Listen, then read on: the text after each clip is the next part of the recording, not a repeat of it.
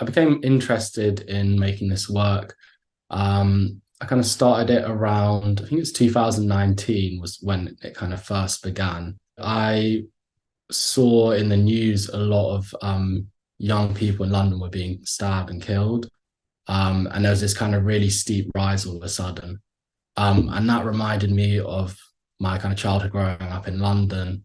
And I remember when I used to go to school, like friends of mine have been like stabbed or stabbed people. I got robbed at like knife point when I was like 13.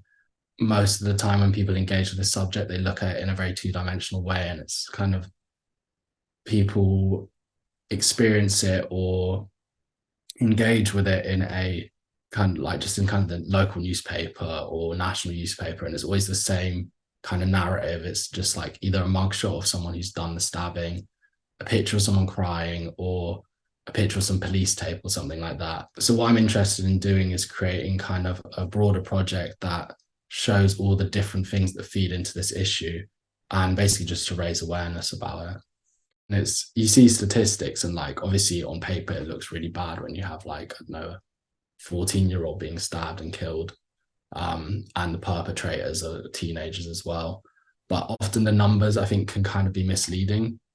Like you might see, I don't know, 100 and something young people being killed in a year, but then behind that you have these statistics where you're seeing huge numbers of young people just being stabbed. They might survive, but the ongoing trauma of that and the effect that has on the community and the individual is like massive. I've also been making interviews and portraits with people who've been affected by knife crime. I also want to, and something I'm kind of working on at the moment, is creating a kind of archive, I guess, of still lives of different types of knives that people are confiscating or being given at weapons amnesties.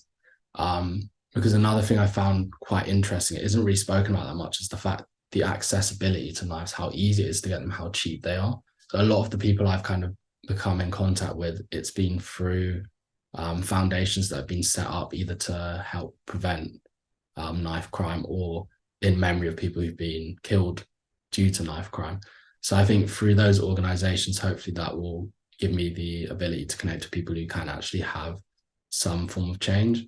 I think it's also just going to be important to, once the work's completed, to distribute it to people who have that power. For me, the most important thing is to get the work in front of the people that it can actually impact.